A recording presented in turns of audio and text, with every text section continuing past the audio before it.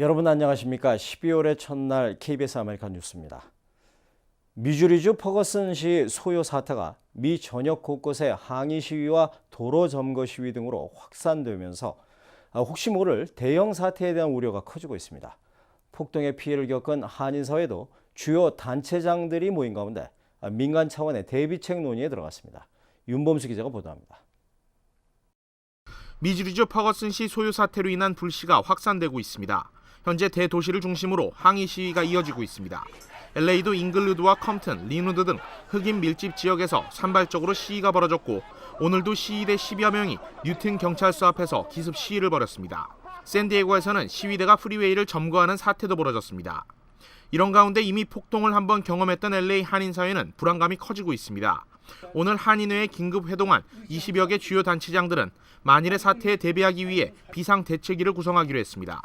향후 비대위를 중심으로 비상연락망을 만들고 경찰과 시 정부 등의 한인사회 의견을 빠르게 전달할 수 있도록 채널을 일원화하기로 했습니다. 앞으로 우리는 어떤 일이 생길는지도 몰라요. 히스패닉하고의 갈등도 있고 흑인하고의 갈등도 있을 수 있고 그래요. 그런데 우리가 이거를 준비해 놓으면은 다음에는 너무 쉽게 대처할 수가 있어요. LAPD라든지 방위군이라든지 또 LA 시장이라든지 그 통로가 하나로 돼야 돼요.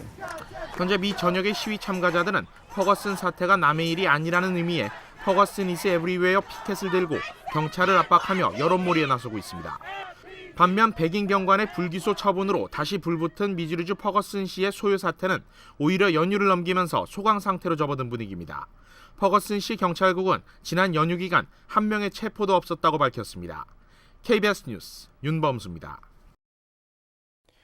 비무장 흑인 청년을 사살한 백인 경관을 기소하지 않기로 하면서 촉발된 퍼거슨 항의 시위 대열에 미식 축구 프로 선수들까지 동참했습니다.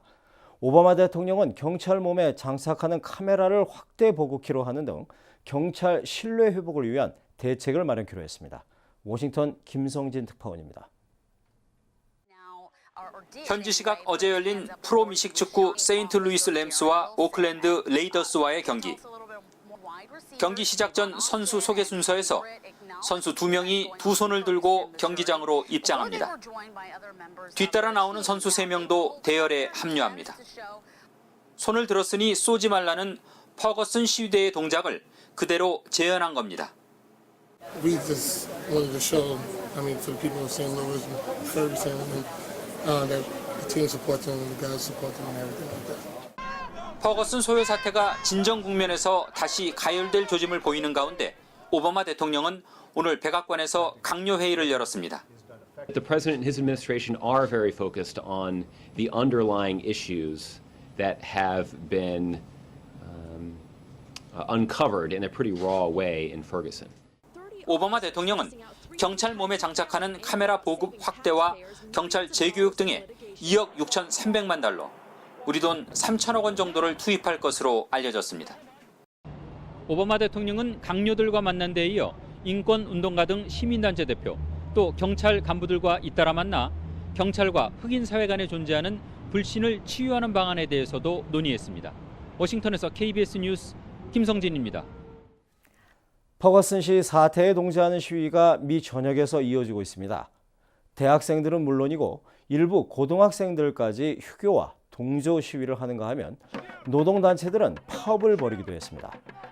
라스베거스 대학에선 학생회 차원에서 총기 살해 퍼포먼스가 열렸고 시카고에선 대학생들이 등교하지 않는 대신 거리로 나와 경찰의 총기 남용에 항의하는 등 미국 내에 30여 곳에서 시위가 벌어졌습니다. LA 지역에선 고등학생들까지 나서 경찰은 우리를 죽이지 말라는 피켓을 들고 시위에 참가했습니다.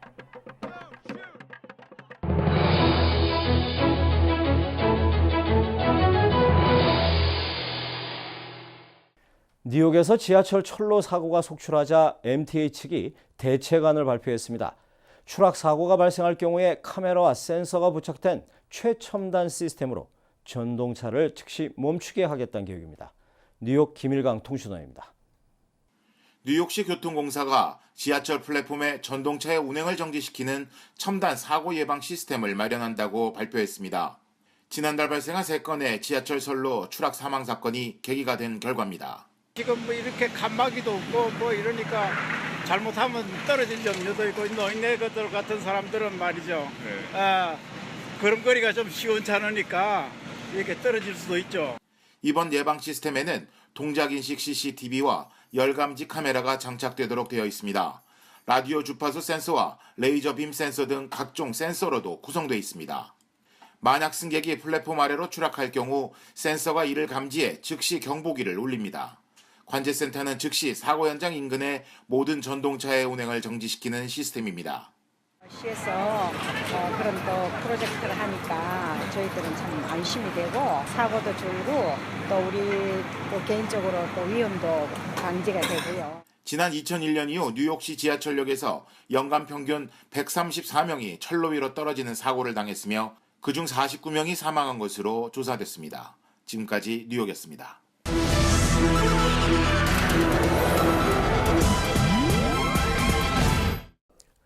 김정은 북한 국방위 제1위원장에 대한 암살 지령을 소재로 영화를 만든 소니 영화사의 미개봉 작품을 비롯한 영화들이 온라인에 유출됐습니다.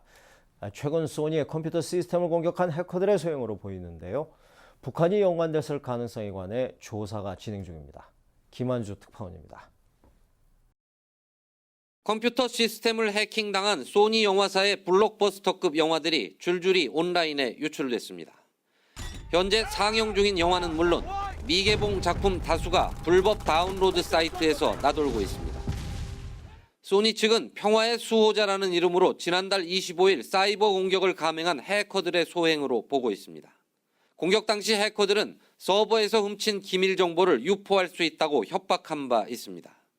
소니 측은 특히 이번 해킹에 북한이 연관됐을 가능성을 조사하고 있다고 미국 언론들은 보도했습니다. 소니가 만든 인터뷰란 제목의 영화 때문입니다. 인터뷰는 김정은 북한 국방위 제1위원장과의 인터뷰 기회를 잡은 미국 토크쇼 제작진이 CIA로부터 암살 지령을 받는다는 내용의 코미디 영화입니다. 북미에서는 이번 성탄절에 맞춰 개봉되고 내년 초에는 영국과 프랑스 등 63개국에서 상영될 예정인데 그동안 북한이 거세게 반발해왔습니다. That can do hundreds of millions of damage if it continues. 이번에 유출된 영화 가운데 인터뷰는 포함되지 않았습니다.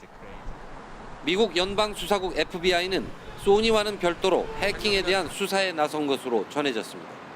로스앤젤레스에서 KBS 뉴스 김한주입니다.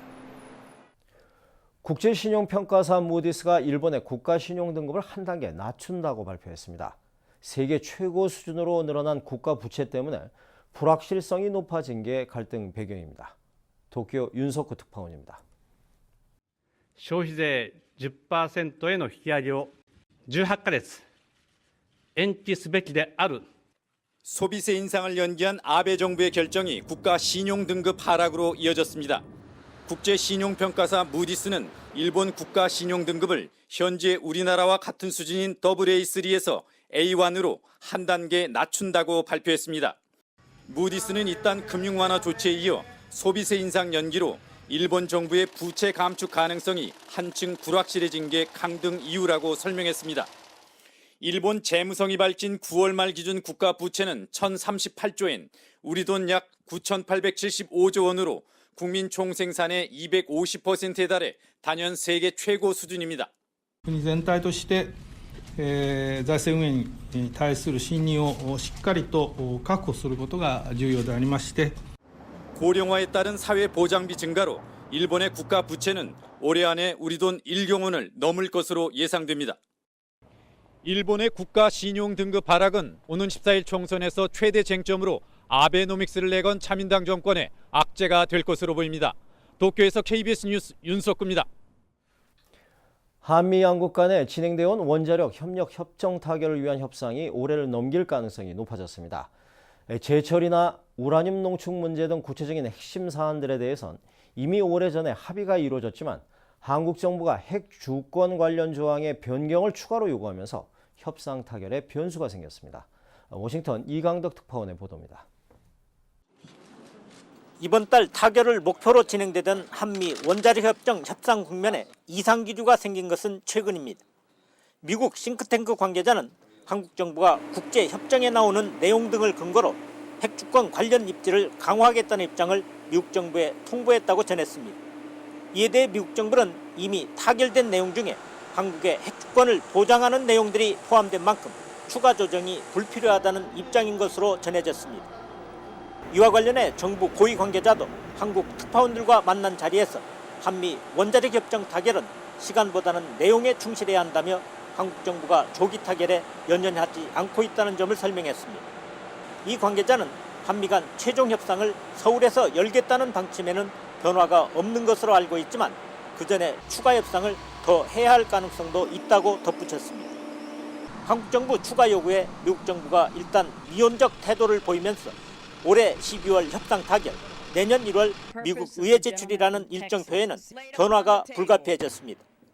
협상 타결을 서두르지 않기로 한 한국 정부의 새 전략이 미 의회의 반발을 키울 것이라는 우려도 제기되고 있습니다. 워싱턴에서 KBS 뉴스 이강덕입니다. 월요일 밤 KBS 아메리칸 뉴스를 마칩니다. 시청해주신 여러분 고맙습니다.